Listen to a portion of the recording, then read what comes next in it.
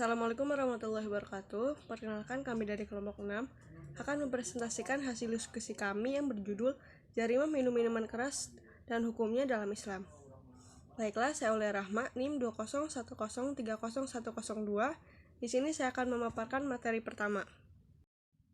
Pengertian jarimah minuman keras atau disebut dengan jarimah syub'al khamr. Tindak pidana atau delik disebut dengan jarimah atau jinayah. Menurut Imam Al-Mawardi, jarimah adalah perbuatan-perbuatan yang dilarang oleh syara yang diancam oleh Allah Subhanahu wa taala dengan hukuman had atau ta'jir. Adapun kata jinayah adalah suatu istilah perbuatan yang dilarang oleh syara yang berkaitan dengan harta, jiwa, akal, atau inteligensi.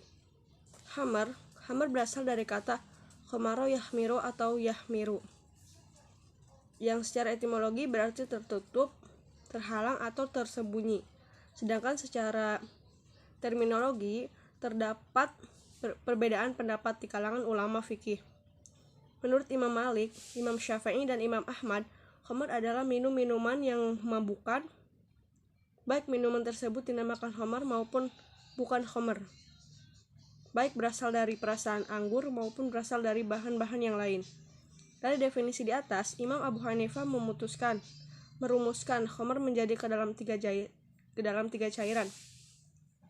Yang pertama, perasan anggur yang diendapkan hingga membuih dan menjadi zat yang memabukkan. Yang kedua, perahan anggur yang dimasak hingga menggelegak sampai 2/3 zat asli anggur hilang dan akhirnya menjadi zat yang memabukkan. Yang ketiga, perahan kurma dan anggur kering yang diendapkan hingga membuih dan menjadi zat yang memabukkan. Nah, dari pengertian tersebut dapat dikemukakan bahwa khamr menurut Abu Hanifah adalah minuman yang diperoleh dari perasan anggur. Dengan demikian, Imam Abu Hanifah membedakan antara khamr dan muskir. Khamr, hukum meminumnya tetap haram walaupun diminum sedikit. Adapun selain khamr yaitu muskir yang terbuat dari bahan-bahan selain perasan buah anggur.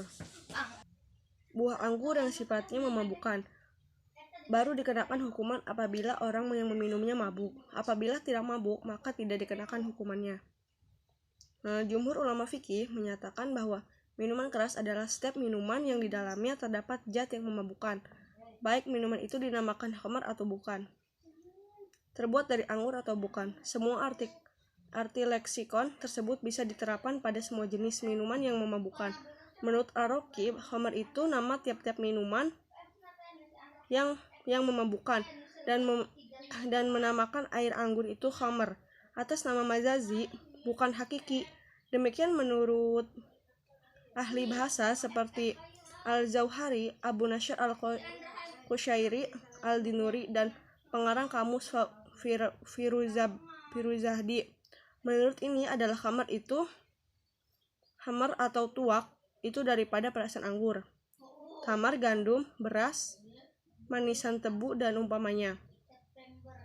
Karena minuman keras itu semuanya memabukkan dan menghilangkan akal atau menutup pikiran.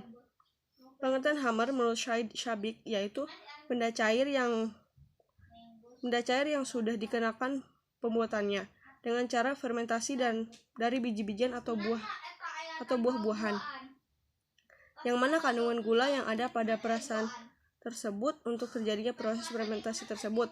Sedangkan menurut Hasbi Asy-Syidiki, khamr adalah perasan anggur yang diproses menjadi minuman keras yang memabukkan, dan segala sesuatu yang memabukkan adalah khamr. Nah, dari definisi-definisi yang telah dikemukakan oleh para ulama di atas, dapat ditarik kesimpulan bahwa khamr adalah semua jenis minuman atau zat yang memabukkan, baik yang terbuat dari anggur, kurma, madu, gandum, atau bahan lainnya, baik diminum ataupun dikonsumsi sedikit maupun banyak. Assalamualaikum warahmatullahi wabarakatuh. Baik, perkenalkan, nama saya Muhammad Buladin, NIM 2011-30101. Baik, di sini saya akan meneruskan materi pertama, yaitu 2 unsur-unsur jarimah syub'al khamr. Suatu perbuatan bisa dianggap sebagai jarimah apabila telah memenuhi beberapa unsur, yaitu unsur umum dan unsur khusus. Unsur-unsur umum yang harus dipenuhi yaitu a. Adanya nas yang melarang perbuatan dan mengancam hukuman terhadapnya. Unsur ini biasa disebut unsur formil. rukun syar'i. Ketentuan tentang larangan meminum minuman keras ini tercantum dalam surah Al-Maidah ayat 90. B. Adanya tingkah laku yang membentuk jarimah, baik berupa perbuatan nyata ataupun sikap-sikap berbuat. Unsur ini biasa disebut unsur material. Orang itu sudah meneguk walaupun baru beberapa tegukan. C. Pelaku adalah orang mukallaf, yaitu orang yang dapat dimintai pertanggungjawaban terhadap jarimah yang diperbuat. Unsur ini disebut unsur moral, rukun adabi. Selain unsur umum yang tersebut di atas, unsur khusus yang harus dipenuhi jarimah sub al-khamar. Unsur khusus tersebut ada dua, yaitu 1. Asyurbu. Seorang dianggap meminum apabila barang yang diminumnya telah sampai ke tenggorokan. Apabila minuman tersebut tidak sampai ke tenggorokan, maka dianggap tidak meminum, seperti berkumur. Demikian pula termasuk kepada perbuatan meminum apabila meminum minuman khamar tersebut dimaksudkan untuk menghilangkan haus, padahal ada air yang dapat diminumnya. Akan tetapi apabila hal itu dilakukan karena terpaksa atau darurat, pelaku tidak dikenakan hukuman. Jumhur ulama menyatakan bahwa perbuatan meminum minuman keras yang dikenakan hukuman had tersebut harus memenuhi dua rukun, yaitu A. Yang diminum itu minuman keras tanpa membedakan materi atau benda asal pembuat minuman tersebut. B. Perbuatan itu dilakukan secara sadar dan sengaja. Menurut ulama Hanafiyah, rukun jarimah syurb al-khamar itu sesuai dengan pengertian mereka tentang khamar hanya satu, yaitu bahwa yang diminum itu adalah jenis minuman mereka rumuskan sebagai khamar di atas.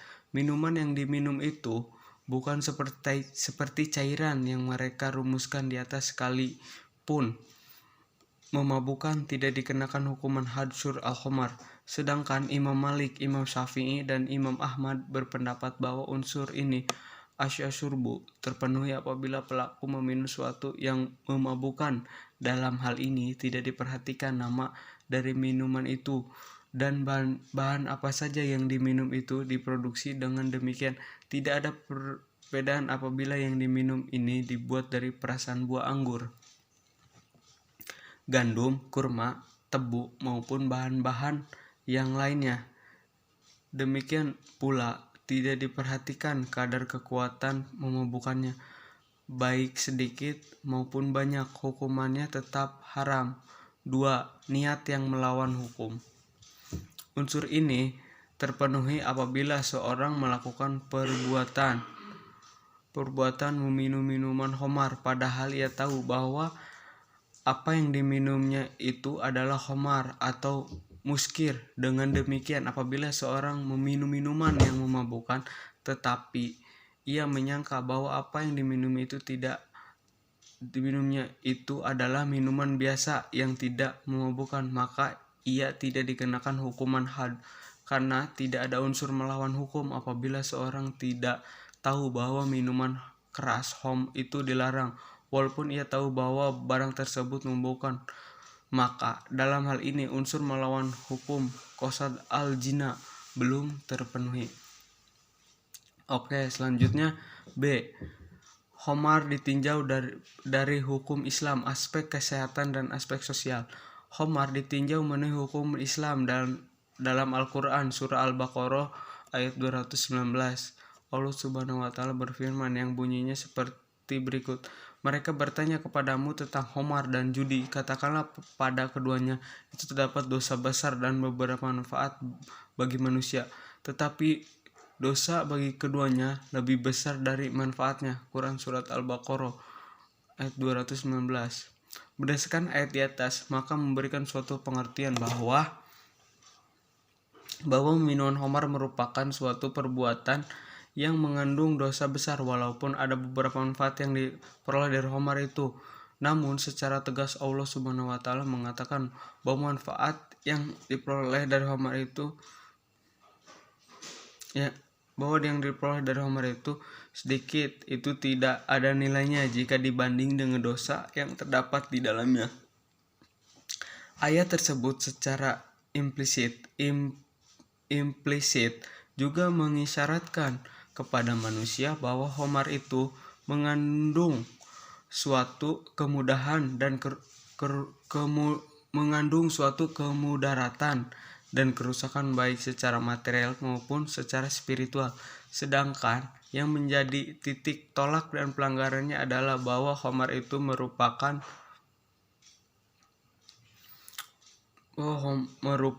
bagian dari strategi setan di dalam menjerumuskan umat manusia ke dalam perangkapnya. Hal itu senada dengan firman Allah Subhanahu wa taala dalam surat Al-Maidah ayat 91, yakni sesungguhnya setan itu bermaksud hendak menimbulkan permusuhan dan kebencian di antara kamu lantaran meminum khamar dan berjudi itu, dan menghalangi kamu dari mengingat Allah dan sembahyang, maka berhentilah kamu dari mengerjakan pekerjaan itu.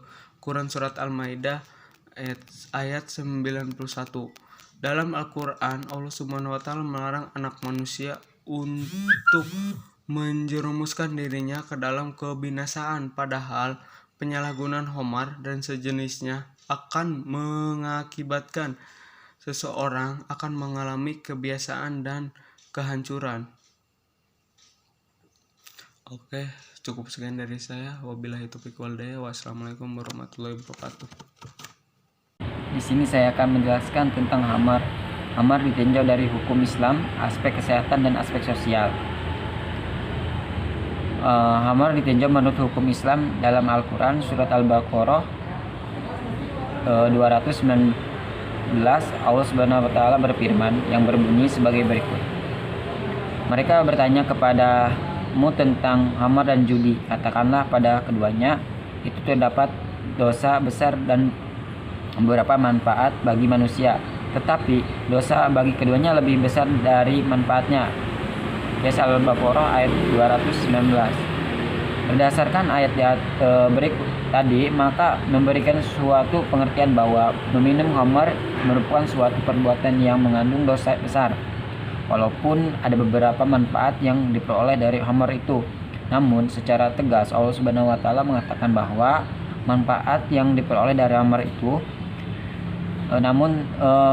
nilainya jika dibanding dengan dosa yang terdapat di dalamnya. Ayat tersebut secara implisit juga mengisyaratkan kepada manusia bahwa khamar itu mengandung suatu kemudaratan dan kerusakan baik secara material maupun secara spiritual. Sedangkan yang menjadi titik tolak dari pelanggarannya adalah khamar itu merupakan bagian dari strategi setan dalam menjerumuskan umat manusia ke dalam perangkapnya. Hal itu senada dengan firman Allah Subhanahu wa taala dalam surat Al-Maidah ayat 91, yakni sesungguhnya syaitan itu bermaksud hendak menimbulkan permusuhan dan kebencian di antara kamu lantaran meminum khamar dan berjudi. Syaitan itu bermaksud hendak menimbulkan permusuhan dan kebencian di antara kamu lantaran meminum khamar dan berjudi, dan itu menghalangi kamu dari mengingat Allah dan sembahyang, maka berhentilah kamu dari mengerjakan pekerjaan itu. Dalam Al-Quran, Allah Subhanahu wa taala melarang anak manusia untuk menjerumuskan dirinya ke dalam kebinasaan, padahal penyalahgunaan khamar dan sejenisnya.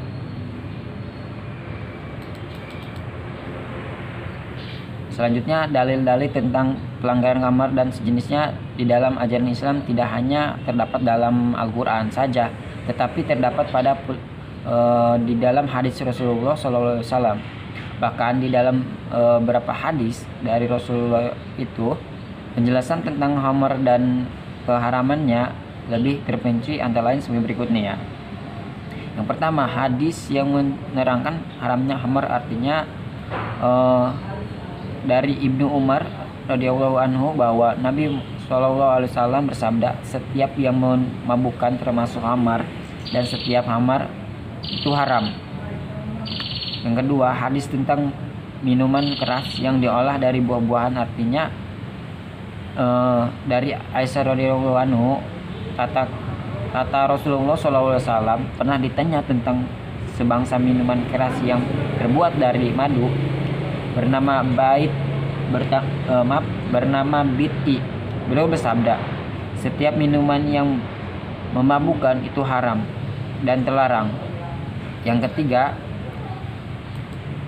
dalil yang menerangkan bahwa tumbuh-tumbuhan, buah-buahan sebagai bahan dasar khamar. Artinya, wahai manusia, telah turun ayat mengharamkan khamar pada hari ia turun, dan khamar itu sebagian dari 5 macam bahannya, yaitu anggur, kurma, madu, kitbah, dan syair. Terima kasih.